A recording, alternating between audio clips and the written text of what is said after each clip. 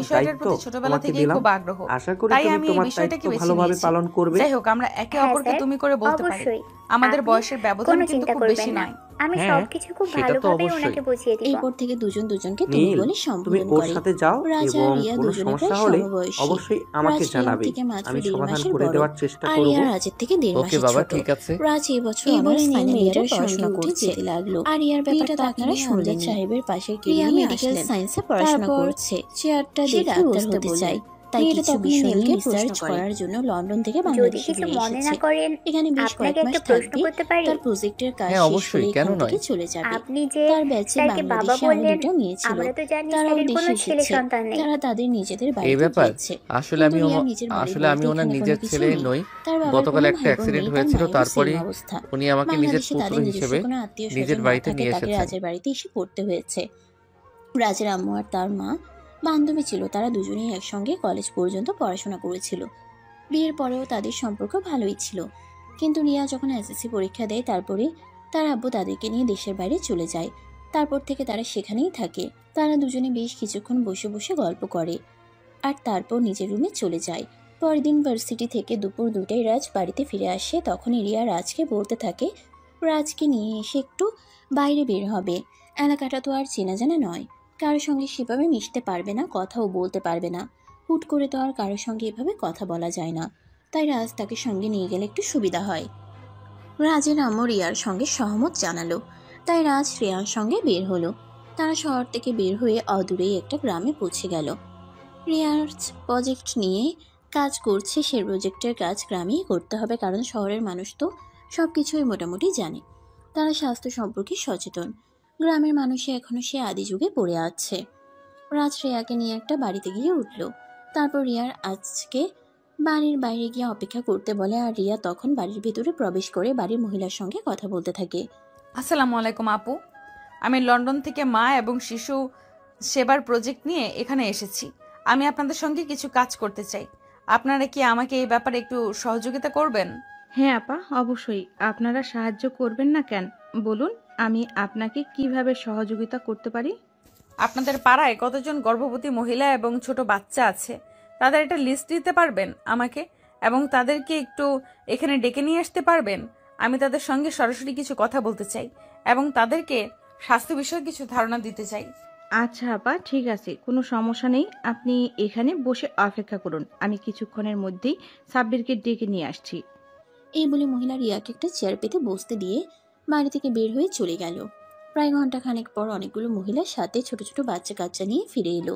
সেদিনের প্রজেক্টে রিয়া তাদের সবাইকে শেখালো কিভাবে গর্ভবতী মায়ের যত্ন এবং ছোট বাচ্চার খাবার প্রস্তুত করতে হয়। প্রজেক্টের কাজ শেষ হতে প্রায় সন্ধ্যা হয়ে আসলো। সবকিছু গুছিয়ে নিয়ে রাত 8টার দিকে তারা দুজন বাড়িতে ফিরে আসে। এরপর আরো সপ্তাহ খানেক সময় চলে গেল। সেই দিনও রিয়া আর রাজ দুজনেই প্রজেক্টের কাজে একটা গ্রামে গিয়েছে। রাজ সেদিন একটু দূরে বসে আছে, রিয়া মহিলাদের নিয়ে কথা বলছে। রিয়ার প্রজেক্টের আজকের কাজ ছিল 2টি সন্তানের বেশি নয়, একটি হলে ভালো হয়, এই বিষয় নিয়ে আলোকপাত করা। রিয়া মহিলাদের সঙ্গে কথা বলছে। দেখুন, আমরা আর আদিম যুগে পড়ে থাকবো না। আমরা এখন থেকে শুধু ঘর সংসার আর বাচ্চা কাচ্চা নিয়ে পড়ে থাকবো না। আমরা এখন নিজেদেরকে একটু আপডেট করব। আমরা নারীরা 5-6 বছর বাচ্চা নিতে গিয়ে হারিয়ে ফেলেছি নিজেদের যৌবন, নিজেদের সৌন্দর্য। আমরা এখন আর বছর বছর বাচ্চা নেব না। আমরা এ ব্যাপারে আমাদের স্বামীদের সঙ্গে কথা বলতে পারি এবং তাদেরকে বুঝিয়ে আমরা 2টো বাচ্চার বেশি কখনোই নেব না। একটা হলেই সবচাইতে বেশি ভালো হয়। কথাটা দূরে বসে বসে এই রাত শুনছিল। তার এই কথাটা মোটেও হজম হলো না। সে একটু অন্যরকম টাইপের। তার কাছে মেয়ে মানুষ মানেই হলো বাচ্চা পালন করা আর সংসার নিয়ে ব্যস্ত থাকা। রাজ তখনই সেখান থেকে উঠে আলোচনার সভায় চলে আসে আর মহিলাদেরকে উদ্দেশ্য করে বলতে থাকে, এই যে দেখুন, আপনারা এখানে কি সব উল্টাপাল্টা কথা শিখতে এসেছেন। মহিলাদের জন্যই তো হয়েছে বাচ্চা কাচ্চা পালন করা আর সংসার সামলানোর জন্য। মহিলারা বছর বছর বাচ্চা নিবে না তো কি গরু পালন করবে নাকি? কথাটা শুনে রিয়া কিছুটা রেগে গেল। সে নিজেকে কন্ট্রোল করতে না পেরে রাজকে ঠাস করে একটা চর বসিয়ে দিয়ে বলতে লাগলো, দেখো, এখানে তোমাকে কথা বলার জন্য নিয়ে আসিনি। এখানে তোমাকে নিয়ে এসেছি শুধুমাত্র আমাকে প্রোটেক্ট করার জন্য। মহিলাদের সঙ্গে কথা বলা আমার কাজ, তোমার নয়। দেখো, একদম বেশি বাড়াবাড়ি হয়ে যাচ্ছে কিন্তু। তুমি মহিলাদেরকে এসব কি উল্টাপাল্টা কথা শিখাচ্ছ? তোমার কারণে তাদের সংসারে অশান্তি হবে, তারা বাচ্চা নিতে চাইবে না, তখন তাদের স্বামীরা তাদের মারধর করবে, এমনকি সংসার ভেঙে পর্যন্ত যেতে পারে। এরকমটা কখনোই হবে না। আর যারা এরকমটা করবে তারা আসল পুরুষই নয়, তারা আসলে কাপুরুষ। যারা নারীদেরকে নিজেদের আয়ত্তে রাখতে চায় তারা কখনোই সিংহ পুরুষ হতে পারে না। প্রিয়া এই কথাটা বলার সঙ্গে সঙ্গেই আলোচনা সভায় উপস্থিত থাকা সকল মহিলারা রিয়ার সঙ্গে সহমত জানালো। রাজ তখন ভেবাচেকা খেয়ে সেখানে দাঁড়িয়ে রইল। অতঃপর রিয়া আবারও মহিলাদের সঙ্গে কথা বলতে লাগলো। দেখুন, সময় পাল্টেছে, যুগ পাল্টেছে, তাই সময় এসেছে নিজেদের পাল্টানোর। আমরা মেয়ে, তাই বলি কি আমরা মানুষ নই? তাই বলি কি আমাদের নিজস্ব কোনো স্বাধীনতা নেই? আমরা কেন পুরুষের দাবানলে নিজেদেরকে শুধু পোড়াতেই থাকবো? হ্যাঁ আপু, আপনি একদম ঠিক কথা বলেছেন। আমরা এখন আর পুরুষের চাকর হয়ে থাকবো না। আমাদের নিজেদের একটা লাইফ আছে। আমরা আমাদের মতো আমাদের লাইফটাকে চালাবো। বাচ্চা নিতে মন চাইলে বাচ্চা নেব, নয়তো কোনো বাচ্চাই নেব না। আমরা কারো জুলুম আর মেনে নেব না। দেখুন, আমি আপনাদের সবাইকে বলছি, এই মেয়ের উল্টাপাল্টা কথা শুনলে কিন্তু আপনাদের সংসারে অশান্তি হবে, সংসার ভেঙে যাবে। তাই আমি আপনাদের ভালোর জন্যই বলছি, এই মেয়ের উল্টাপাল্টা কথা একদম আপনারা শুনবেন না। আপনাদের মা চাচিদেরকে তো দেখেছেন, তারা কিভাবে স্বামী ভক্ত ছিল, সবাইকে কিভাবে সম্মান শ্রদ্ধা করত। তাহলে আপনারা কেন এই মেয়ের কথা শুনে নিজেদের সংসারে অশান্তি করবেন? দেখো রাজ, একদম ভালো হচ্ছে না। চুপচাপ তুমি সাইডে গিয়ে দাঁড়াও, আমাকে আমার কাজ করতে দাও। এই বলে রিয়া রাজকে হাত ধরে টেনে এনে একটু দূরে দাঁড় করিয়ে দেয়। তারপর সে আবার মহিলাদের কাছে ফিরে যায়।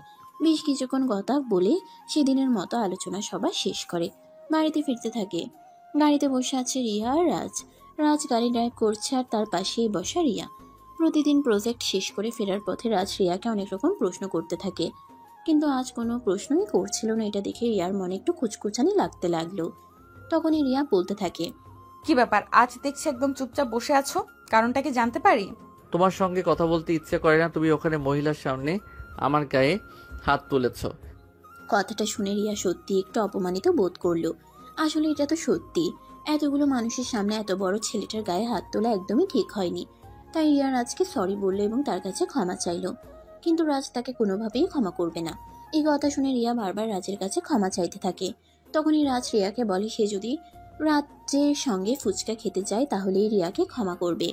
এই কথা শুনে রিয়া যেন একদম হাতে আকাশ নাগাল পেল। আসলে রিয়া দেশের বাইরে থেকে বড় হলেও ফুচকা তার খুব পছন্দের খাবার। সে এই খাবারটা খুব মজা করে খায়, তাই সেই লাফাতে লাফাতে রাজকে বলে, হ্যাঁ অবশ্যই, কেন নয়, আমি তোমার সঙ্গে ফুচকা খেতে যাব। এই বলে দুজনে একটা ফুচকার দোকানে চলে গেল। রাজ তখন রিয়াকে বলতে লাগলো রাজ অনেক বেশি ফুচকা খেতে পারে, সহজেই তাকে কেউ এই ব্যাপারে টেক্কা দিতে পারে না। তখনই রিয়া তাকে বলে, দেখো, আমি কয়েক বছর ধরে দেশের বাইরে পড়াশোনা করলেও আমি কিন্তু জন্ম নিয়েছি বাংলাদেশে। সেই সূত্রে কিন্তু আমি বাংলাদেশের নাগরিক। আর বাংলাদেশের মেয়েরা ফুচকা খেতে পারে না, তাদেরকে ফুচকা খাইয়ে কোনো ছেলে হারিয়ে দেবে, এটা কিন্তু মোটেও বোধগম্য নয়। তুমি আমার সঙ্গে চ্যালেঞ্জ করো, আমি তোমাকে ফুচকা খাইয়ে হারিয়ে দেব। এই বলে তারা দুজনে ফুচকা খাওয়া শুরু করে। ফুচকাওয়ালাকে তাদেরকে ফুচকা বানিয়ে দিতে বলে, আর দুজনে ইচ্ছে মতো ফুচকা খেতে থাকে। কারণে যেন খাওয়া শেষ হয় না। দেখতে দেখতে রাজ প্রায় 40টার মতো ফুচকা খেলো, আর এদিকে রিয়ার খাওয়া এখনো শেষ হয়নি। সে তো খেয়েই চলেছে। রাজ তখন বলতে লাগলো সে আর খেতে পারবে না, কিন্তু রিয়া তখনও খাচ্ছে। সে প্রায় 55টার মতো ফুচকা খেলো, তারপর বলতে লাগলো, দেখলে তো, আমি যে তোমাকে আগেই বলেছিলাম ফুচকা খাওয়াই কেউ আমাকে হারাতে পারবে না। আমি সেই ছোটবেলা থেকে ফুচকা খেতে খুব ভালোবাসি। আমি যখন স্কুলে পড়তাম প্রায়ই এই বিষয়টা নিয়ে আমার বান্ধবীদের সঙ্গে বাজি ধরতাম, এবং সব সময় আমি সেই বাজিতে জিততাম। তাই ভয়ে কেউ আমার সঙ্গে বাজি ধরে ফুচকা খেতে চাইতো না। হ্যাঁ, সেটাই তো দেখতে পাচ্ছি। যেখানে আমার কোনো বন্ধুরাই আমার সঙ্গে ফুচকাকে ফেটে উঠতে পারে না, সেখানে তুমি আমাকে হারিয়ে দিলে। সত্যি। এই বলে দুজন ফুচকা খাওয়া শেষ করে গাড়িতে উঠে বসলো এবং কিছুক্ষণের মধ্যেই বাড়িতে পৌঁছে গেল। বাড়িতে আসতে না আসতেই রাজের আম্মু রাজকে বলতে থাকে, কি ব্যাপার, আজ আগামীকাল থেকে নাকি তোর পরীক্ষা? তুই তো এ ব্যাপারে আমাদের কাউকে কোনো কিছুই বললি না। আমার পরীক্ষা, এটা আবার সবাইকে ঢোল দিয়ে বলার কি আছে? এটা আবার কেমন ধরনের কথা? আমি তো সেটাই বুঝতে পারছি না। তোর যে কাল পরীক্ষা সেটা তো তুই আমার কাছে বললি না, তাই নাকি? আম্মু, আমি এখন বড় হয়েছি, নিজের পড়াশোনা আর পরীক্ষার প্রস্তুতি আমি নিজেই নিতে পারি, তাই এই ব্যাপারে আমি কাউকে কিছু বলিনি। তাছাড়া এমন তো নয় যে আমার পরীক্ষা তুমি দিয়ে আসবে। কথাটা শুনে রিয়া কিছুটা রেগে গেল। আসলে বড়দের সঙ্গে অসভ্যতামি করে কথা বলা রিয়া একদমই পছন্দ করে না। তাই রিয়া রাজকে বলতে থাকে, রাজ, তোমার কাছ থেকে আমি এরকম আচরণ কখনো আশা করিনি। উনি তোমার আম্মু হন, তুমি ওনার সঙ্গে ভদ্রভাবে কথা বলো। রিয়ার এই কথা শুনে রাজ কিছুটা লজ্জা পেল এবং তার আম্মুকে সরি বলল। তারপর সে নিজের রুমে চলে গেল আর পড়তে বসলো। পরের দিন সকালবেলা ঘুম থেকে উঠে এসে তাড়াতাড়ি করে ফ্রেশ হয়ে রেডি হয়ে পরিচয় দেওয়ার জন্য তৈরি হলো। তখনই পেছন থেকে রিয়া রাজকে বলতে থাকে, আমি যাব তোমার সঙ্গে। তুমি আবার আমার সঙ্গে কোথায় যাবে? তোমাকে যেতে হবে না। মেয়েটা তোর সঙ্গে যেতে চাইছে, তুই মেয়েটাকে নিচ্ছিস না কেন? তোর সঙ্গে নিয়ে যা। আমি এটাতে সারাদিন একা একাই বাসায় থাকে। প্রজেক্টের কাজের জন্য যদিও একটু বাইরে যায়, তারপর তো সারাটা দিন বাড়িতেই থাকতে হয় একা একা। ওরও বোরিং লাগে। নিয়ে যা, তোর ক্যাম্পাস থেকে একটু ঘুরে আসবে। রাজ তখন তার আম্মুর কথার আর কোনো উত্তর না দিয়ে নিজের সঙ্গে নিয়ে নিল রিয়াকে। তারা দুজনে বাইকে করে পরীক্ষার হলে এসেছে। রাজ বাইকটা সাইড করে নামতেই তার বন্ধুরাই এসে তাকে ঘিরে ধরল আর কানাকানি করে বলতে লাগলো, কি ব্যাপার রাজ? কিছুই তো বুঝতে পারছি না। এই মেয়েটা তোর সঙ্গে এখানে কেন? কোনো সমস্যা আছে নাকি? না, তুই বউ নিয়ে ঘোরাঘুরি করবি, এতে আমাদের কেন কোনো সমস্যা থাকতেও যাবে? একদম উল্টাপাল্টা কথা বলবি না, তাহলে কিন্তু খুব খারাপ হয়ে যাবে বলে দিলাম। এই মেয়ে আমার বউ হতে যাবে কোন দুঃখে? দেখ, আমাদের সঙ্গে একদম মিথ্যা কথা বলিস না। আমরা খুব ভালো করেই জানি এই মেয়েটার সঙ্গে তোর বিয়ে ঠিক হয়ে আছে, তাহলে মিথ্যা কেন বলছিস? আরে ভাই, এ হলো আমার আম্মুর বান্ধবীর মেয়ে। লন্ডন থেকে একটা প্রজেক্টের কাছে এখানে এসেছে, তাই কিছুদিন আমাদের বাড়িতে থাকছে। সে আমার বউ হতে যাবে কোন দুঃখে? সত্যি বলছিস ভাই? এই মেয়েটা তোর বউ হয় না? তাহলে একটা কাজ কর, ওর সঙ্গে আমাকে একটু সেটিং করে দিয়ে। মেয়েটাকে আমার বেশ পছন্দ হয়েছে। তোর যদি মেয়েটাকে এতই পছন্দ হয়ে থাকে তাহলে তুই নিজেই কথা বলে নে। আমাকে কেন বলছিস? আমি এই ব্যাপারে মোটেও ইন্টারেস্ট নই। এই বলে রাজ তার বন্ধুদেরকে পাশ কাটিয়ে ভিতরে চলে গেল। পরীক্ষা শেষ হতেই রাজ ক্যাম্পাস দিয়ে বের হলো। তখনই রিয়া তার সামনে দাঁড়ালো আর তারপর বলতে লাগলো, সকালবেলার রাজের বন্ধুরা কি নিয়ে কি কথা বলছিল। রাজ তখন কথাটা ঘুরিয়ে দেওয়ার জন্য বলতে থাকে তার বন্ধুরা অন্য একটা বিষয় নিয়ে কথা বলছিল, কিন্তু রিয়া বিষয়টা সম্পূর্ণ শুনে নিয়েছিল। তাই বলতে থাকে তার সঙ্গে মিথ্যা বলার কোনো প্রয়োজন নেই, তার সঙ্গে যেন সত্য কথা বলে। তাই রাজ তাকে সমস্ত সত্য কথা খুলে বলে। তখনই রিয়া বলতে থাকে, বাংলাদেশের ছেলেদের এই একটাই সমস্যা, ওরা মেয়ে দেখলেই প্রেম করতে চায়। ওরা এরকম কেন আমি সেটাই বুঝতে পারি না। রাজ তখন তার কথার আর কোনো উত্তর না দিয়ে বাইকের কাছে চলে গেল আর তারপর বাইক স্টার্ট করলো। এটা দেখে রিয়া বাইকে এসে উঠে বসলো আর তারপর দুজনে মিলে বাসায় চলে আসলো। বাসায় আসতে না আসতেই রাজের আম্মু তাকে তার পরীক্ষা কেমন হয়েছে এ ব্যাপারে জানতে চায়। রাজ তখন তার আম্মুকে জানে তার পরীক্ষা আলহামদুলিল্লাহ ভালোই হয়েছে। দেখতে দেখতে পরীক্ষা প্রায় শেষের পথে দিনগুলো ভালো হয়ে যাচ্ছিল। পরীক্ষার ফাঁকে ফাঁকে প্রজেক্টের কাছে গ্রামে নিয়ে যেত। আবার রাজের যখন পরীক্ষা থাকতো তখন রিয়া রাজের সঙ্গে তার ভার্সিটিতে যেত। দুজনে মিলে মিশে খুনছুটি করে দিনগুলো কাটিয়ে দিচ্ছিল। সেদিন রাজের শেষ পরীক্ষা ছিল, তাই সকাল সকাল ভার্সিটিতে চলে গেছিল।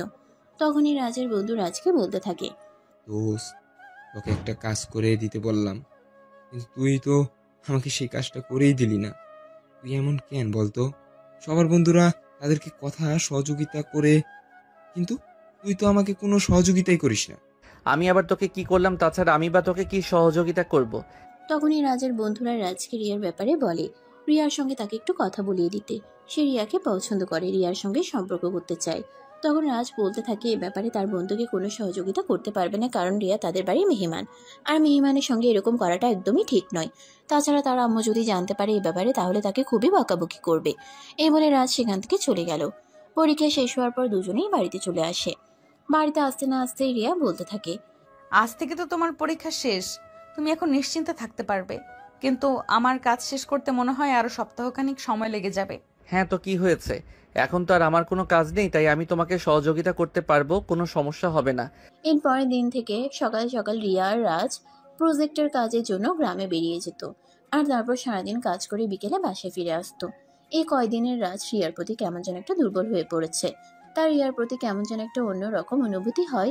খাবার না খেলে তার জন্য দুশ্চিন্তা হয়। রিয়া একটু বাইরে গেলে ফিরে আসতে দেরি হলে তার জন্য দুশ্চিন্তা হয়। রিয়া ঘুম থেকে দেরিতে উঠলে তার শরীর খারাপ হলো কিনা সেটা জানতে ইচ্ছে করে। কেন এরকম হচ্ছে রাজ কিছুই বুঝতে পারছে না। এই তো সেদিনের কথা, রিয়া আর রাজের আম্মু একটু শপিং করার জন্য বাইরে বের হয়েছিল। তাদের ফিরে আসতে প্রায় রাত 11টার মতো বেজে যায়। এদিকে রাজ পরপর ফোন দিয়ে চলেছে, কিন্তু রিয়ার ফোন সুইচ অফ ছিল আর রাজের আম্মু ফোন নিয়ে যায়নি। এটা দেখে রাজ অনেক বেশি চিন্তিত হয়ে পড়ে আর তাদেরকে খোঁজ করার জন্য বাসা থেকে বের হতে থাকে। তখনই তাদের বাড়ি বাসার সামনে এসে পৌঁছায়। রাজ গাড়ি থেকেই দৌড়ে যায় গাড়ির সামনে। রিয়াকে দেখে বলতে থাকে রিয়ার ফোন অফ কেন? রিয়া তখন বলে, আসলে আমার ফোনের চার্জ শেষ হয়ে গেছে, তাই ফোনটা অফ হয়ে গেছে। বাড়ি থেকে বের হওয়ার আগে ফোনটা তো একবার চেক করে নেবে, ফোনে ঠিকঠাক চার্জ আছে কিনা সেটা জেনে নেওয়া উচিত ছিল। সরি, আসলে খেয়াল করিনি। যাই হোক, তোমাকে এত চিন্তিত দেখাচ্ছে কেন? কোনো কিছু কি হয়েছে নাকি? তখন রাজ বলতে থাকে বাড়ি থেকে দুজন মানুষ বের হয়ে গেছে, তাদের সঙ্গে কোনোভাবেই যোগাযোগ করা যাচ্ছে না। এতটা সময় কেটে গেছে, দুশ্চিন্তা হওয়াটাই তো স্বাভাবিক। তখন রিয়া বলতে থাকে দুজন মানুষের প্রাপ্তবয়স্ক এবং বাইরের জগৎ সম্পর্কে যথেষ্ট জ্ঞান আছে, তাহলে এত চিন্তা করার কি আছে? তারা তো সামনে হলে বাড়িতে চলে আসবে। এই বলে রিয়া আর রাজের আম্মু দুজনেই বাড়ির ভিতরে চলে গেল। এদিকে দেখতে দেখতে রিয়ার প্রজেক্টের কাজ শেষ হয়ে গেল, তার লন্ডন ফিরে যাওয়ার সময় হয়ে আসলো। এটা শুনে রাজ অনেক বেশি চিন্তিত হয়ে পড়লো। তার কেন জানি রিয়ার জন্য অনেক বেশি মায়া লাগে। রিয়াকে ছাড়া সে কোনো কিছুই ভাবতে পারে না। পড়তে বসতে, শুতে, খেতে সব কিছুতেই শুধু রিয়ার কথা চিন্তা করতেই তার ভালো লাগে। রিয়া সেদিন বিকেলবেলা ছাদে বসেছিল, তখনই রাস্তার পার সে এসে বসে আর বলতে থাকে, তুমি কি সত্যি লন্ডনে চলে যাচ্ছ? এখানে আর কয়টা দিন থেকে গেলে ভালো হতো না? হ্যাঁ, আমি তো সত্যিই চলে যাচ্ছি। আমি তো এখানে একটা প্রজেক্টের কাজে এসেছিলাম। প্রজেক্টের কাজ শেষ হয়ে গেছে, তাই আমাকে রিপোর্ট জমা করতে হবে, সেজন্য তো যেতেই হবে। আর কটা দিন থেকে যাও। তখন রিয়ার রাজকে বুঝিয়ে বলে তার প্রজেক্টের কাজ শেষ হয়ে গেছে এবং সময়ও শেষ হয়ে গেছে, তাই এখন আর তাকে এখানে থাকা চলবে না, তাকে লন্ডনে ফেরত যেতে হবে। এর পরের দিন রিয়া লন্ডনে যাবার উদ্দেশ্যে রওনা দিবে, রেডি হয়ে বসে আছে। রাজের আম্মু রাজকে বলেছে রিয়াকে এয়ারপোর্ট পর্যন্ত পৌঁছে দিতে, কিন্তু রাজ তার নিজের রুমে বসে আছে, তার কোনো কিছুই ভালো লাগছে না, চুপচাপ বসে বসে কান্না করতে ইচ্ছে করছে। রাজের আম্মু তখন রাজের রুমে আসে, রাজকে এভাবে বসে থাকতে দেখে নেয়, প্রশ্ন করেন কি হয়েছে। রাজ তখন উত্তর দেয়, আম্মু রিয়াকে বলো না আর কিছুদিন এখানে থেকে যেতে। আরে বাবা, ওর টাইম শেষ হয়ে গেছে, তাহলে এখন আর সেখান থেকে যাবে কিভাবে? প্লিজ তুমি একবার ওকে বলে দেখো, তাহলে হয়তো সে থেকে যেতে পারে। রাজের আম্মু তখন বিষয়টা বুঝতে পারেন, হয়তো এতদিন ধরে রাজ আর রিয়া দুজন একসঙ্গে আছে, তাদের মধ্যে একটু হলেও মায়া লেগেছে, দুজন দুজনের প্রতি একটু হলেও টান তৈরি হয়েছে।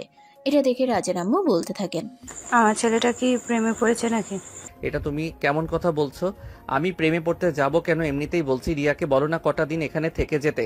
কিন্তু আমার তো মনে হচ্ছে বিষয়টা অন্য কিছু। তুমি মনে হয় রিয়াকে ভালোবেসে ফেলেছো, তাই এভাবে রিয়ার চলে যাওয়াটা তুমি মেনে নিতে পারছো না। রাজ তখন বলতে থাকলে ভালোবাসলে বেশিচ্ছে, এটা তো অপরাধ কিছু নয়, মানুষ মানুষকে ভালোবাসতেই পারে, এতে তো ভুল কিছু নেই। তাছাড়া দুজনেই প্রাপ্তবয়স্ক, দুজনে অনেকটা সময় একসঙ্গে কাটিয়েছে, এতে দুজনের প্রতি দুজনের একটু হলেও ভালো লাগা আর ভালোবাসা তৈরি হতেই পারে, এতে ভুলের কি আছে? তখন রাজের আম্মু বলতে থাকে, যদি কাউকে ভালোবাসে তাহলে সেটা গোপন না রেখে সেটা তার কাছে প্রকাশ করে দাও, তাকে বলে দাও তুমি তাকে ভালোবাসো, কারণ নিঃশ্বাসের কোনো বিশ্বাস নেই, তুমি কতক্ষণ বেঁচে থাকবে সেটা তুমিও জানো না। ভালোবাসা প্রকাশ না করে চলে যাওয়াটা বোকামি। তাহলে কি তুমি বলছো আমি যে রিয়াকে ভালোবেসে ফেলেছি সেটা রিয়াকে জানানো উচিত? তখন রাজের আম্মু বলতে থাকে, হ্যাঁ অবশ্যই, কারণ ভালোবাসা জিনিসটাই এরকম, মানুষের মন কখন কেমন হয় সেটা কেউ বলতে পারে না। আজ মেয়েটা নিজের জীবনের সঙ্গে কাউকে জড়িয়ে না, কিন্তু 2 দিন পরে যে মেয়েটা নিজের জীবনের সঙ্গে কাউকে জড়াবে না তার কি গ্যারান্টি আছে? তাই রাজ যেন রিয়াকে এ ব্যাপারে বলে দেয়। এই বলে তিনি রাজের রুম থেকে বের হয়ে নিজের রুমে চলে আসেন। আর এদিকে রিয়া ড্রয়িং রুমে বসে বসে অপেক্ষা করছিল রাজের জন্য, কারণ তার ফ্লাইটের সময় হয়ে গেছে। এমন সময় রাজের আম্মুকে রাজের রুম থেকে বের হতে দেখে রিয়া রাজের আম্মুকে বলে, আন্টি, রাজ কোথায়? এখনো আসছে না কেন? আমার তো ফ্লাইটের সময় হয়ে গেছে, তা না হলে তো আবার ফ্লাইট মিস হয়ে যাবে, আর ফ্লাইট মিস হলে টিকিট পেতে আমাকে আরো 15 দিন সময় লেগে যাবে, তখন তো আমি বিশাল একটা ঝামেলায় পড়ে যাব। অত রেডি হয়ে আছে, এক্ষুনি আসছে, কোনো চিন্তা করো না, তুমি সময় মতো এয়ারপোর্ট পৌঁছে দিতে পারবে। কিছুক্ষণের মধ্যেই রাজ সেখানে চলে আসে। তারপরে রিয়াকে নিয়ে এসে এয়ারপোর্টের উদ্দেশ্যে রওনা দেয়। এয়ারপোর্টের ওয়েটিং রুমে বসে আছে রাজ আর রিয়া দুজনেই। রাজ তখনই রিয়ার হাত দুটো ধরে বলতে থাকে, রিয়া প্লিজ আর কটা দিন এখানে থেকে যাও। আরে তুমি কি পাগল হয়ে গেছো নাকি? আমার ফ্লাইটের আর মাত্র 10 মিনিট সময় বাকি, এমন সময় কেউ এসব কথা বলে? রিয়া তোমার সঙ্গে কাটানো সময়গুলো আমি ভুলতে পারবো না, তোমার সঙ্গে কাটানো সময়গুলো আমার বারবার মনে পড়তেই থাকবে। আমি কিভাবে ভুলে থাকবো এই সময়গুলো সেটা আমাকে একটু বলে যাবে? শোনো পাগল ছেলের কথা, তোমার কথা কি আমার মনে পড়বে না? তুমি আমাকে কতটা সহযোগিতা করেছো, আমার সঙ্গে কতটা সময় কাটিয়েছো, আমারও তো এগুলো মনে পড়বে। তাই বলে কি আমাকে এখানে থেকে গেলে চলবে নাকি? আমার পড়াশোনা কোরিয়ার সব কিছুই তো ওখানে পড়ে আছে, আমি পড়াশোনা শেষ করে তারপর তো বাংলাদেশে চলে আসব, তারপর না হয় তোমার সঙ্গে অনেক অনেক সময় কাটাবো। বলতে না বলতেই ফ্লাইটের সময় হয়ে গেল। মাইকে ঘোষণা করা হলো আর লন্ডনের সমস্ত যাত্রীকে বিমানে উঠে পড়ার জন্য। রিয়া তখন রাজের হাতটা ছেড়ে দিয়ে লাগেজ নিয়ে বিমানের দিকে পা বাড়ালো। এদিকে রাজ হা হয়ে তাকিয়ে আছে, সে যেন কথা বলার ভাষা হারিয়ে ফেলেছে। তার দুই চোখ দিয়ে টপ টপ করে জল পড়ছে। সে কোনো কথাই বলতে পারছে না, চুপচাপ কান্না করে চলেছে। দেখতে দেখতে রিয়া বিমানে উঠে গেল আর কিছুক্ষণের মধ্যেই বিমানটি আকাশে উড়াল দিল। রাজ তখন আকাশের দিকেই তাকিয়ে আছে। সে কোনো কিছু বলতেও পারছে না আর কোনো কিছু ভাবতেও পারছে না। তার যেন নিঃশ্বাস নিতেও কষ্ট হচ্ছে। তার এরকম মনে হচ্ছে দেহ থেকে আত্মাটা বের হয়ে চলে যাচ্ছে। দেখতে দেখতে সন্ধ্যা হয়ে আসলো। রাজ এখনো বাড়িতে যায়নি, এয়ারপোর্টে রয়েছে। তখনই তার আম্মু তাকে ফোন করে। তার আম্মু তাকে ফোন করে বাড়িতে যাওয়ার জন্য বলে। বেশ কিছুক্ষণ পর সেই এয়ারপোর্ট থেকে বের হয়ে রওনা দেয়। বাড়িতে পৌঁছাতে পৌঁছাতে রাত আনুমানিক 8টার মতো বেজে গেল। তখনই তার আম্মু তাকে বলতে লাগে এয়ারপোর্ট থেকে বাড়িতে আসতে এত দেরি হলো কেন। রিয়ার ফ্লাইট তো সকাল 11টায় ছিল, তাহলে এতক্ষণ রাজ কোথায় ছিল? তখনই রাজ বলতে থাকে, আম্মু আমি রিয়ার চলে যাওয়াটা সত্যি মেনে নিতে পারছি না। আমি তাকে সত্যি ভালোবেসে ফেলেছি, প্লিজ কিছু একটা করো, আমি রিয়াকে বিয়ে করতে চাই। মাথা ঠান্ডা করো, ঠান্ডা মাথায় চিন্তা ভাবনা করো, তারপর যা করার করবি। কিন্তু এভাবে হুটহাট করে কোনো কিছুই করা যাবে না। তাছাড়া রিয়া আমার বান্ধবীর মেয়ে, এসে এখানে একটা কাজে এসেছিল, তাই হুট করে তাকে কিছু বলা যাবে না। তারপর আরও বেশ কিছুক্ষণ কথা বলে রাজ তার রুমে চলে আসে। পরের দিন বিকালবেলা রাজ তার রুমে বসে বসে মোবাইল টিপাটিপি করছিল। তখনই রিয়ার ফোন থেকে একটা মেসেজ আসে। মেসেজটা দেখে রাজ চমকে উঠল। তার দেহে যেন আত্মা ফিরে আসলো। তখনই সেই সঙ্গে সঙ্গেই মেসেজটা সিন করলো। আজ দুপুরে এসে লন্ডন পৌঁছালাম, কেমন আছো? মেসেজটা দেখার সঙ্গে সঙ্গেই রাজ রিয়ার নাম্বারে ফোন দিল। রিয়ার সঙ্গে কথা বলার জন্য তার মনটা ছটফট করছিল। দুবার রিং হতে না হতে রিয়া ফোনটা রিসিভ করলো। আর তখনই রাজ বলতে লাগলো, এভাবে তুমি আমাকে ফেলে চলে যেতে পারলে? তোমার একটু মায়া হলো না আমার জন্য? আরে তুমি এভাবে কেন বলছো? এখানে আমি থাকি, পড়াশোনা করি, একটা প্রজেক্টের কাজে গিয়েছিলাম, তাই বলি কি আমাকে সেখানে সারা জীবন থেকে গেলে চলবে নাকি? আমার ক্যারিয়ার তো নষ্ট হয়ে যাবে। রাজ তখন আর রিয়াকে কোনো কিছুই বলল না, চুপচাপ প্রসঙ্গে ওটা পাল্টে নিল। তারপর রিয়ার সঙ্গে বেশ কিছুক্ষণ কথা বলল। কথা বলা শেষ হলে ফোন রেখে দিয়ে তার আম্মুর কাছে গেল আর বলতে লাগলো, আম্মু আমি কোনো কিছু জানি না আর জানতেও চাই না। আমি তোমার কাছে শুধু একটা কথাই বলতে চাই, রিয়াকে তুমি ফিরিয়ে এনে দাও। রিয়াকে ছাড়া আমার নিঃশ্বাস বন্ধ লাগছে, আমি রিয়াকে ছাড়া থাকতে পারবো না। রাজের আম্মু তখন খুব ভালোভাবেই বুঝতে পারে রাজ রিয়াকে খুব বেশি ভালোবেসে ফেলেছে। কিন্তু একপাক্ষিক ভালোবাসা কখনোই পূর্ণতা পায় না। রিয়া লন্ডনের মতো দেশে বড় হওয়া একটা মেয়ে। তার তো নিজের ইচ্ছা অনিচ্ছা বলেও একটা ব্যাপার আছে। সে কি রাজকে মেনে নেবে বা ভালোবাসতে চাইবে? ওইসবই চিন্তা করতে থাকেন তিনি। পরক্ষণে আবার নিজের ছেলের কথা চিন্তাও করতে থাকেন। ছেলেটা তো ওনার ছেলে, কাউকে ভালোবেসে ফেলেছে, তাকে তো ছেলে জীবনে এনে দেওয়াটা তার কর্তব্য। তাই তিনি চিন্তা করতে থাকেন কিভাবে কি করা যায়, কিভাবে রিয়াকে রাজের জীবনে নিয়ে আসা যায়। এদিকে রিয়া চলে গেছে, প্রায় 1 সপ্তাহের মতো হয়ে গেছে। এদিকে রাজ পাগলের মতো হয়ে গেছে, তার কোনো কিছুই ভালো লাগছে না। সে কোনো কিছুই ভাবতে পারছে না। খাওয়া দাওয়া সবকিছু বাদ দিয়ে দিয়েছে। তার শুধু রিয়াকে চাই। নিজের ছেলের এমন পাগলামো দেখে একদম বেকায়দাতেই পড়ে গেছেন রাজের আম্মু। তিনি কি করবেন কিছুই বুঝতে পারছেন না। অপরদিকে রিয়ারও প্রায় সেম অবস্থা। সে লন্ডনে ফিরে এসেছে ঠিকই, কিন্তু নিজের পড়াশোনার উপর কোনো মনোযোগ দিতে পারছে না। তার শুধু সারাক্ষণ রাজের কথা মনে পড়ছে। রাজের সঙ্গে কাটানো সময়গুলোর কথা মনে পড়ছে। সে অনেক চেষ্টা করার পরেও সবকিছু ভুলে থাকতে পারছে না। বারবার তার ওই কথাগুলো মনে পড়ছে। তাই সে মনে মনে ভাবলো রাজের সঙ্গে একবার কথা বলে যাক, তাহলে হয়তো একটু ভালো লাগতে পারে। যেমন চিন্তা তেমনই কাজ। মোবাইলটা হাতে নিয়ে রাজের নাম্বারে ফোন দিল। রিং হতে না হতেই রাজ ফোনটা রিসিভ করলো। এটা দেখে রিয়া অনেকটাই অবাক হয়েই বলল, কি ব্যাপার, কল ঢুকতে না ঢুকতেই তুমি ফোনটা রিসিভ করলে? মনের টান থাকলে যা হয় আর কি। আমি ভাবছিলাম তোমাকে ফোন দেব, তখনই তুমি ফোন দিলে, তাই সঙ্গে সঙ্গে ফোনটা রিসিভ করলাম। কেমন আছো? এই তো আছি কোনো রকম, বাদ দাও, তোমার কথা বলো, তুমি কেমন আছো? এই তো আছি। তুমি এভাবে কেন কথা বলছো? তোমার কিছু হয়েছে নাকি? রিয়া দেখো, আমি একদম মিথ্যা কথা বলতে পারি না, সত্যি আমার তোমার কথা খুব মনে পড়ছে, তোমাকে খুব মিস করছি। রিয়া প্লিজ তুমি আবার চলে এসো, এখানে আমি তোমাকে ছাড়া থাকতে পারছি না। কথাটা শুনে বেশ কিছুক্ষণ চুপ করে থাকে রিয়া। তারও মনের সেম অবস্থা। সেও তো রাজের সঙ্গে কথা বলার জন্য ছটফট ছটফট করছিল। সেও তো কোনোভাবেই রাজকে ভুলে থাকতে পারছে না। তাই সে কিভাবে কি বলবে সেটাই ভেবে পাচ্ছে না। বেশ কিছুক্ষণ সময় চিন্তা করার পর রিয়া বলতে লাগলো, রাজ, আমার মনে হয় আমরা দুজন দুজনকে ভালোবেসে ফেলেছি। সত্যি বলছো তুমি? হ্যাঁ রাজ, আমি একদম সত্য কথাই বলছি। এখানে প্রজেক্টের কাজ শেষ করে এসেছি ঠিকই, কিন্তু অন্য কোনো কাজে কোনোভাবেই মন বসাতে পারছি না। সব সময় শুধু তোমার কথাই মনে পড়ছে, বারবার শুধু তোমাকে নিয়ে চিন্তা হচ্ছে। তখন রাজ বন্দি থাকে, এটাকেই হয়তো ভালোবাসা বলে। তারপর তারা দুজনে মিলে বেশ কিছুক্ষণ কথা বলে, আর তারপর দুজনে মিলে সিদ্ধান্ত নেয় তারা এই ব্যাপারে তাদের ফ্যামিলিকে জানাবে এবং ফ্যামিলির সঙ্গে কথা বলে এই ব্যাপারে ফাইনাল কোনো সিদ্ধান্ত নেবে। এই বলে তারা দুজনে কথা বলা শেষ করে তারপর রাজ তার আম্মু রুমে চলে যায়, আর তার আম্মু তখন বসে বসে টিভি দেখছিল। রাজ রুমে যেতেই তিনি টিভি বন্ধ করে রাজের দিকে তাকালেন। রাজকে আজ একটু খুশিই দেখাচ্ছে, এটা দেখে তিনি বলতে লাগলেন, কি ব্যাপার বাবা, তোকে আজ একটু খুশি খুশি লাগছে? কোনো খুশি খবর আছে নাকি? হ্যাঁ, আমি অনেক খুশি। এই বলে রাজ তার আম্মুকে জড়িয়ে ধরে লাফাতে শুরু করলো। তার আনন্দ যেন আর ধরে না। তার এরকম আনন্দ দেখে তার আম্মু অনেক খুশি হলো, কারণ এতদিন পর নিজের ছেলেকে এভাবে আনন্দ করতে দেখছেন, এটা তো খুশি হওয়ারই কথা। তাই তিনি ছেলের এই আনন্দটাকে উপভোগ করতে লাগলেন। বেশ কিছুক্ষণ পর রাজ তার আম্মুকে বলতে লাগলো, আমি রিয়ার সঙ্গে কথা বলেছি, রিয়াও আমার সঙ্গে একমত। তার নাকি আমার মতোই ফিল হচ্ছে। সে বলছে সে ওটা কি আমার প্রেমে পড়ে গেছে। তুই সত্যি বলছিস তো? রাজের আম্মু রাজের কথা বিশ্বাস করতে চাইছিল না। তাই রাজ যখন রিয়ার সঙ্গে কথা বলছিল তখন ফোনের কল রেকর্ডিং সেভ করে রেখেছিল। তখনই রাজ তার আম্মুকে সেই কল রেকর্ডিং শোনালো। রাজের আম্মু কল রেকর্ডিং শুনে অনেক খুশি হলো এবং তিনি সিদ্ধান্ত নিলেন তিনি নিজেই রিয়ার আব্বু আম্মুর সঙ্গে এই ব্যাপারে কথা বলবেন। হাজার হলেও তারা তো মেয়ের মা বাবা, তারা তো আর নিজের থেকে এসে পাত্রপক্ষের সঙ্গে মেয়ের বিয়ের ব্যাপারে কথা বলতে পারে না। তাই তিনি পরের দিন রিয়ার আম্মুর কাছে ফোন দিলেন। অতঃপর সবকিছু খুলে বলেন।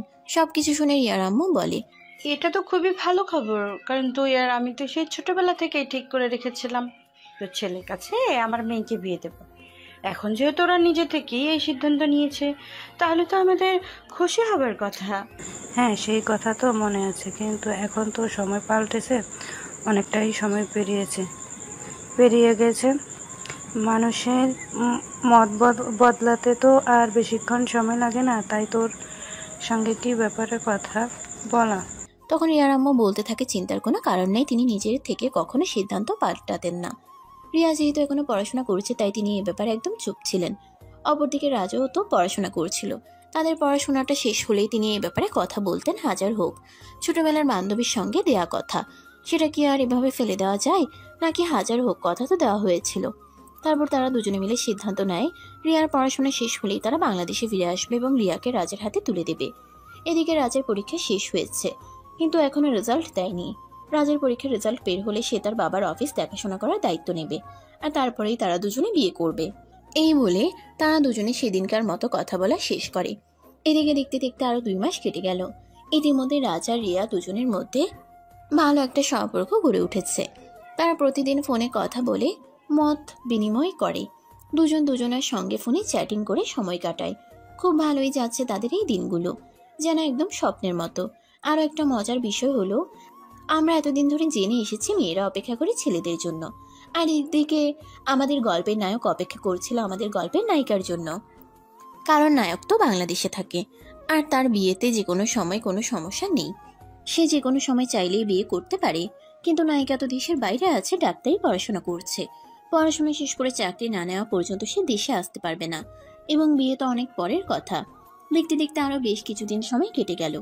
আজ রিয়ার স্বপ্ন পূরণের দিন। আজ রিয়ার ডাক্তারি পরীক্ষার রেজাল্টের দিন। রিয়া ডাক্তারি পরীক্ষায় পাশ করেছে। আজ থেকে সে একজন ডাক্তার। তার মতো খুশি আজ আর কেউ নেই। সেই খুশিতে এসে রাজকে সে ফোন করে এবং নিজের খুশির কথা জানায়। সবকিছু শুনে রাজ এবং তার ফ্যামিলির মানুষ সবাই অনেক খুশি হয় এবং সেই সঙ্গে রাজ বলতে থাকে, প্রিয়তমা, তোমার তো আমার কাছে চলে আসার দিন ঘনিয়ে এসেছে। তো কবে আসছো? আমি তো আর অপেক্ষা করতে পারছি না। তোমার জন্য খুব মন টানছে। মন চাইছে পাখির মতো উড়াল দিয়ে তোমার কাছে চলে যাই, কিন্তু এভাবে তোমার যাওয়া যায় না। তাই তুমি চলে আসো, তারপর না হয় তোমাকে আমি আমার বউ বানিয়ে গড়ে তুলে নিব। আর যদি না আসি? না এসে যাবে কোথায়? তোমার তো আর অন্য কোথাও যাওয়ার জায়গা নেই, কারণ তোমার তো অন্য কোনো ছেলের সঙ্গে সম্পর্ক নেই। এই প্রেম, তোমার বাবা মা কোনো ছেলের সঙ্গে তোমার বিয়েও ঠিক করে রাখেনি, তাই তোমাকে আমার কাছে আসতে হবে। অন্য কোথাও যাওয়ার কোনো পথ নেই। এই বলে তারা দুজনে হাসি ঠাট্টা তামাশা করতে থাকে। এইভাবেই তাদের কথা বলতে বলতে রাত পেরিয়ে ভোর হয়ে গেল। কখন যে সময় কেটে গেল তারা কেউই টেরই পেল না। ফজরের আজান দিবে এমন সময় রিয়া ফোন কেটে দিয়ে ঘুমিয়ে পড়ে। এদিকে রাজও ভালোবাসার মানুষটার সঙ্গে কথা বলতে বলতে এতটা সময় কেটে গেছে এটা সে টেরই পায়নি। রিয়া ফোন কেটে দেওয়ার পর সেও বিছানায় শুয়ে ঘুমিয়ে পড়ল। ইতিমধ্যে তারও পরীক্ষার রেজাল্ট দিয়েছে। সেও ফার্স্ট ডিভিশন ফার্স্ট ক্লাস পেয়ে পাশ করেছে। তার বাবাও এই কয়েকদিনের মধ্যে অনেকবারই তাকে ব্যবসায় জয়েন করার জন্য বলেছে, কিন্তু সে তাদের সবাইকে জানিয়ে দিয়েছে বিয়ের আগে সে কোনো কাজ করবে না, যা কাজ করে সব বিয়ের পরে করবে। আগে সে রিয়াকে বিয়ে করুক, রিয়াকে আগে নিজের করে পাক, বউয়ের সঙ্গে একটু ভালো সময় কাটাবে, তারপর না কাজ নিয়ে চিন্তা করবে। এর আগে যদি কাজে ঢুকে পড়ে তখন তো আর বউকে সময় দিতে পারবে না, সারাক্ষণ শুধু কাজ কাজ আর কাজের মধ্যেই ডুবে থাকতে হবে। দেখতে দেখতে কেটে গেল আরও 1 সপ্তাহ। রিয়ার তারপরও ফ্যামিলি সহ বাংলাদেশে আসার জন্য প্রস্তুত। তাই তো রিয়া রাজকে ফোন দিল আর বলতে লাগলো তারা পরের দিনই বাংলাদেশে আসছে। এই কথা শুনে রাজ অনেক বেশি খুশি হলো। সে সেদিনও দৌড়ে গিয়ে তার আম্মুকে জড়িয়ে ধরে বলতে লাগে, আম্মু, আজ আমার কি খুশি লাগছে সেটা তোমাকে আমি বলে বোঝাতে পারবো না। রিয়া তার ফ্যামিলি সহ আগামীকালকে বাংলাদেশে ফিরে আসছে এবং খুব শীঘ্রই আমার বউ হতে চলেছে। এতটা ডাকডুল পিটাতে হবে না। রিয়ার আম্মুর সঙ্গে গতকালকে আমার কথা হয়েছে, আমি সবকিছু শুনেছি। জানো আম্মু, আজ আমার কি খুশি লাগছে সেটা আমি তোমাকে বলে বোঝাতে পারবো না। রিয়াকে ছাড়া এতদিন সময়গুলো আমার কিভাবে খেতে চাই সেটা আল্লাহ ভালো জানে। কি যে কষ্ট হয়েছে আমার সেটা আমি কাউকেই বলে বোঝাতে পারবো না। হয়েছে হয়েছে, আমাদেরকে বোঝাতে হবে না। তুমি তোমার রিয়াকে বুঝিয়ে দিও, তাহলেই হবে। সে যদি তোমাকে বুঝতে পারে তাহলে সেটাই হবে আমাদের জন্য সবচাইতে বড় পাওয়া। এরপর মা ছেলে বসে বসে প্ল্যান করতে থাকে বিয়েতে কি কি করবে, কি কি কেনাকাটা করবে আর কি কি আয়োজন করবে। এভাবে দেখতে দেখতে কখন যে রাত পেরিয়ে সকাল হয়ে গেল সেটা তারা কেউই টেরই পেল না। সকালবেলা তাড়াতাড়ি করে ঘুম থেকে উঠে রাজ আর তারপর তার আম্মুকে ঘুম থেকে ডেকে তুলে আর বলতে থাকে তার আম্মু এখনো কেন নাক ডেকে ঘুমাচ্ছে। আজ তার রিয়ার দেশে আসার কথা, সেটা উনি ভুলে গেছেন কেন? উনি সকালবেলা ঘুম থেকে উঠে রিয়ার জন্য তার পছন্দের খাবারগুলো রান্না করছেন। না, রিয়া তো তার আম্মুর হাতের রান্না খাবার অনেক পছন্দ করে। তখন তার আম্মু বলতে থাকে রিয়া ঢাকায় এসে পৌঁছাতে বিকেল 3টার মতো বেজে যাবে, আর বাসায় আস্তে আস্তে প্রায় বিকেল 4টা। তাহলে এত সকাল সকাল রান্না করার কি আছে? এত আগে রান্না করে রাখলে সমস্ত খাবার ঠান্ডা হয়ে যাবে। তখন রাজ বলতে থাকে এত হেয়ালি করলে তো সময় কোন দিক দিয়ে বেরিয়ে যাবে সেটা টেরই পাওয়া যাবে না। তাই তার আম্মুকে সে এখনই রান্নার প্রস্তুতি নিতে বলে। তার আম্মু ছেলের পাগলামোর কাছে হার মেনে কোনো উপায়ান্তর না পেয়ে চলে গেল রান্নাঘরে, আর তারপর নিজের হাতে হবু পুত্রবধূর জন্য তার পছন্দের অনেক রকম খাবার রান্না করলো। এদিকে রাজের সময় যেন আর কাটতে চাইছে না। সে বারবার রিয়াকে ফোন করছে আর কোন পর্যন্ত এসেছে সেসব ব্যাপারে জানতে চায়। এদিকে ফোন রিসিভ করতে করতে রিয়া একদম বিরক্ত হয়ে গেছে, কারণ একটা মানুষ কতটা পাগল হলে 5 মিনিট পর পর ফোন দিয়ে জানতে চায়, এই ছেলে একটু এদিকে আয় তো। কি হলো বলেন, আপনি আমাকে ডাকছেন কেন? তোকে চুমু খেতে ইচ্ছে হয়েছে তাই ডাকছি। আপনার মতো সুন্দরী মেয়ে আমাকে চুমু খেতে চাইলে আমি তো কখনোই না করব না। আপনি দাঁড়ান, তাহলে আমি আসছি। এই বলে রাজ চায়ের দোকান থেকে উঠে মেয়েটার পাশে এসে দাঁড়ালো আর তারপর বলতে লাগলো দিন। বলতে না বলতে রিয়া ঠাস করে রাজের গালে একটা চড় বসিয়ে দিল। যে সে চড় নয়, একদম রাজের গালে 5 আঙ্গুলের ছাপ বসে গেল। রাজ অনেকটা রেগে গিয়ে বলতে লাগলো, কি হলো, আপনি আমাকে এভাবে চড় মারলেন কেন? আপনি তো বলেছিলেন আমাকে চুমু দিবেন, তাই তো আমি চুমু খেতে আসলাম। তোর চেহারাটা একবার আয়নায় দেখেছিস? তোকে আমি চুমু দিব এটা তুই ভাবলি কি করে? এখানে আমার ভাবার কি আছে? আপনি তো নিজেই বলেন আপনি আমাকে চুমু খাওয়ার জন্য ডেকেছেন, তাই তো আমি আপনাকে বললাম চুমু দেওয়ার জন্য। এখন আপনি উল্টে আমাকে এভাবে চড় মারলেন। বেশ করেছি, চড় দিয়েছি। মেয়ে মানুষ দেখলে লুতুর পুতুর করতে ইচ্ছে করে, তাই না? এটা তোর জন্য বেশ হয়েছে। এখন আমাকে এই ঠিকানাটা একটু বলে দে। এই বলে রিয়া রাজের দিকে নিজের মোবাইলটা তাক করে ধরলো। রাজ মোবাইলটা হাতে নিয়ে দেখলো এটা তো তাদের বাড়ির ঠিকানা, কিন্তু এই মেয়েটা ওখানে কিসের জন্য যাবে? তাই রাজ মেয়েটাকে বলল, আপনি ওখানে কেন যাচ্ছেন? আমি যেই কারণেই যাই না কেন সেই কৈফিয়ত তোকে দিতে হবে না। তুই যদি ঠিকানাটা জানিস তাহলে আমাকে বলে দে, তা না হলে চুপচাপ এখান থেকে চলে যাও। জানি, কিন্তু আপনার ব্যবহার ভালো নয়, তাই আপনাকে বলবো না। এই বলে রাজ সেখান থেকে চলে যেতে চাইলো। রিয়া সেখান থেকে রাজকে পিছু ডাকে আর বলতে থাকে, আই এম সরি রে, তোর সঙ্গে এরকম করাটা ঠিক হয়নি। আসলে অনেকটা পথ জার্নি করে এসেছি তো মেজাজটা খুবই খারাপ।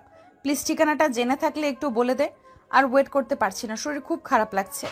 রাজ তখন রিয়াকে বলতে থাকে, দেখুন, আপনি আগে আমাকে এটা বলুন, আপনি ওই বাড়িতে কেন যাবেন? মানে ওখানে আপনার কোনো আত্মীয় আছে নাকি? আত্মীয় তো আছে, আত্মীয় আছে বলেই তো ওই বাড়িতে যাচ্ছি। আমি হয়তো ওই বাড়ির পার্মানেন্টলি সেটেল হওয়ার জন্য যাচ্ছি। আমি আপনার কথার মানে বুঝতে পারলাম না। ওই বাড়ির ছেলের সঙ্গে আমার বিয়ে ঠিক হয়ে আছে, ওই ব্যাপারে এই একটু খোঁজখবর নিতে চাচ্ছি। কথাটা শুনে রাজ একটু চমকে গেল, কারণ ওই বাড়িতে একটাই মাত্র ছেলে আর সেটা হলো রাজ। রাজের সঙ্গে একটা মেয়ের বিয়ে ঠিক হইয়া আছে আর সেই ব্যাপারে কোনো কিছুই জানে না। যাই হোক, রাজ এই মেয়েটাকে এই ব্যাপারে কোনো কিছুই বুঝতে দিল না। সে তখন মেয়েটাকে বলতে লাগলো, দাঁড়ান, আমি একটা রিক্সা ডেকে আপনাকে রিক্সায় তুলে দিচ্ছি। রিক্সা আপনাকে নিয়ে যাবে, আপনি একা গেলে চিনতে পারবেন না। ধন্যবাদ। এই বলে রাজ একটা রিক্সা ডেকে এনে রিয়াকে রিক্সায় তুলে দিল। এদিকে তার বন্ধুরা চায়ের দোকানে বসে বসে এসব কিছুই দেখছিল। রাজ রিয়াকে রিক্সায় তুলে দিয়ে চায়ের দোকানে ফেরত যেতেই তার বন্ধুরা তাকে নিয়ে হাসতে লাগলো। এটা দেখে রাজের একটু মেজাজ খারাপ হয়ে গেল। সে বলতে লাগলো, কিরে, তোরা এভাবে আমাকে দেখে হাসছিস কেন? আমি কি জোকার নাকি আমাকে দেখলে তোদের হাসি পায়? না ভাই, আসলে হিরো সাজতে গেছিল, ভিলেন হয়ে চলে আসছিল, এটা দেখেই হাসি পাচ্ছে। মেয়েটার কাছে সিম্পাতি নেওয়ার জন্য গেছিল, আর মেয়েটা তোকে চর মেরে তাড়িয়ে দিল। রাজ তখন এই ব্যাপারে কোনো কথা না বলে প্রসঙ্গটা পাল্টে বন্ধুদের সঙ্গে গল্প করতে লাগলো।